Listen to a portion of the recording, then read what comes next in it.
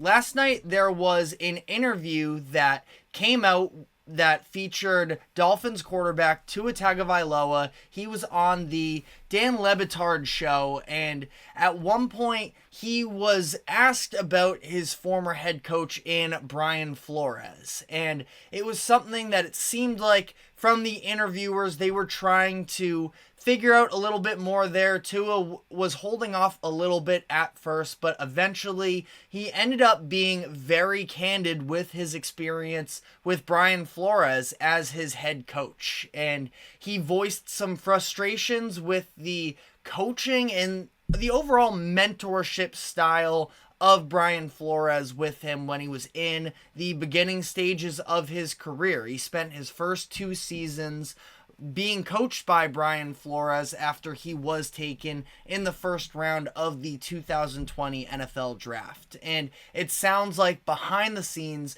Brian Flores was urging the Dolphins to take Justin Herbert instead of Tua, and ultimately the front office decided to go with Tua, and it seemed like that was something that sort of created a rift initially between Brian Flores and the front office, and it ultimately went into Tua's actual tenure with the Dolphins, where it was pretty clear from the jump that Flores wasn't all that supportive of Tua. It was very interesting the way specifically that Tua's rookie season played out for them, because he started the season on the bench. It seemed like sort of a natural point coming off of there was a bye week involved, that an early bye week could help sort of set Tua up and have him begin to develop. He started to take on the full-time starting role in week 6, and from there, or it was week 7 actually, and from there Brian Flores was just sort of playing around with how much playing time he was actually willing to give to Tua. He actually, because at that point as well, Ryan Fitzpatrick was a solid quarterback as well, that, you know, I do think that ultimately at that point, Brian Flores probably had somewhat of a point, that Ryan Fitzpatrick in the present, at least at that point in 2020, probably gave the Dolphins a better chance to win in that 2020 season than Tua did. So I understand where he's coming from there, but there was a clear push from the front office that they wanted him to take over, have Tua be the franchise guy, and he was very resistant to it. And ultimately, he ended up pulling Tua out of a couple games that he initially started to try and let Ryan Fitzpatrick finish it off. So the relationship very clearly was not strong, and it was pretty public at the end of his tenure there in Miami that essentially it was a choice between Tua and Brian Flores. And what history has showed us is more times than not, front offices are going to lean with the player talent over the coach, and that's what they decided to do. So at this point, we're a couple years removed from all of that fiasco that took place between Brian Flores and Tua early on in the tenure there, and Tua, when asked about it, didn't really hold back. Again, early on, it didn't seem like he fully wanted to bash Flores, but the more he got into it, the more open he was, where he said, quote, "If you woke up every morning and I told you you sucked at what you did, that you didn't belong doing what you do, and that you shouldn't be here," and that he had an additional quote as well that was along the lines of that somebody else deserves to be in this place instead of you. That is what Tua Tagovailoa described what it was like playing under Brian Flores. And he said that over time, after hearing the constant negative reinforcement, that he started to believe it as well. And if you remember at that time too, Tua, especially with Justin Herbert sort of merging onto the scene, I still feel like the average NFL fan would still argue that Justin Herbert is a better quarterback than Tua, and that the Dolphins possibly made a mistake by drafting Tua over Herbert. But clearly at this point, based off of what Mike McDaniel has been able to get out of Tua these past 2 years, where while Brian Flores was more on the negativity side of it, Mike McDaniel is so much more the prototypical modern coach, which, yes, definitely does also require some form of coddling the superstars. We hear about it all the time, about how stars in today's game don't like to be pushed quite as much as they were in the older days. And it's a whole generational difference, I think, as well. The tough love versus,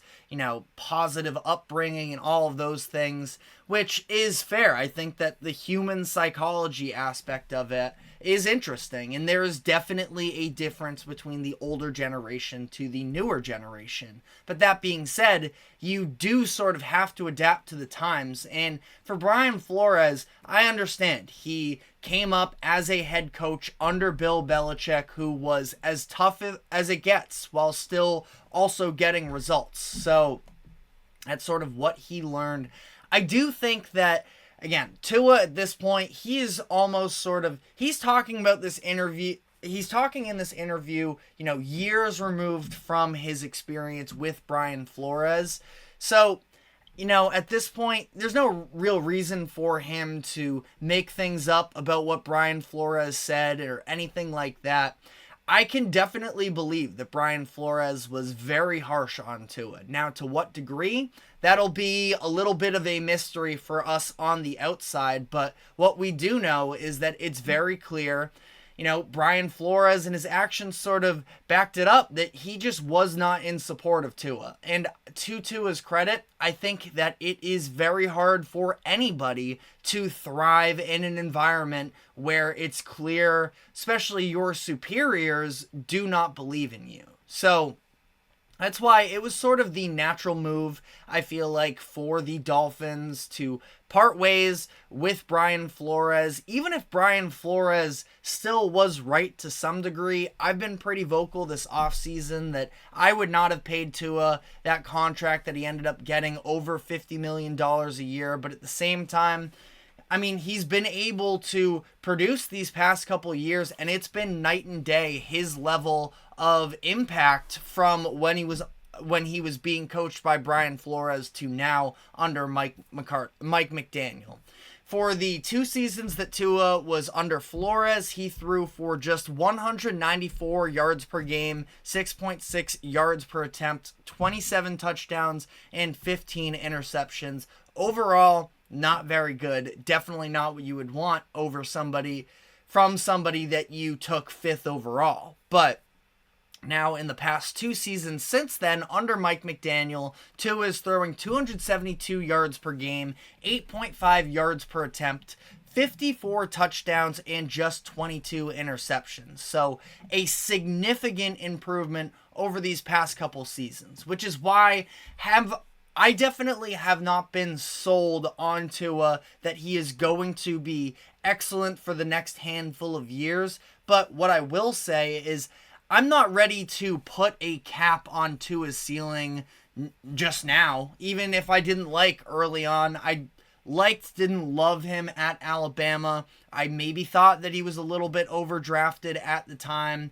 And I still don't know how much faith I have in him. But that being said, he's 26 years old. And I understand, especially when you look at the history of quarterbacks, we usually know pretty early on whether or not you have it or not. But that being said, Tua is just sort of coming into his own. He almost pressed the reset button and was going into a new transformation a couple years into his NFL career based off of the switch from Brian Flores to Mike McDaniel. And we have seen him drastically improve each of the past 2 seasons, including to last year, where he led the league in passing yards with over 4,600. So, again, by no means am I ready to put a ceiling on Tua. Do I love the contract? Still, the answer is no. But honestly, when you look behind the scenes as well and you think about sort of what went on, about how he was so stunted from a growth perspective early on,